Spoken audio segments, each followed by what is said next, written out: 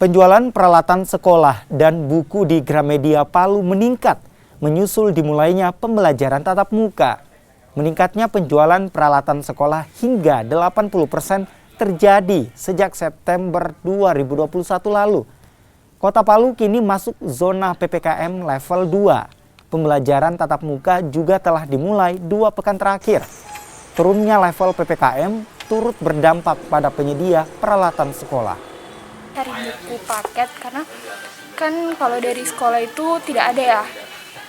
Jadi di sini saya cari buku paket untuk menunjang pembelajaran dan minggu depan insya Allah bakalan tatap muka 100%, jadi supaya lebih tahu juga sih.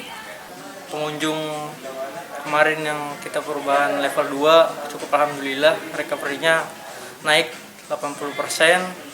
Dari bulan September sampai dengan hari ini kita mengalami kenaikan untuk pengunjung sebelum level PPKM 4 turun ke 2. Banyak pengunjung yang tadinya belum membeli alat-alat tulis perlengkapan sekolah, di sini sudah mulai banyak yang membeli untuk mempersiapkan sekolah tatap muka.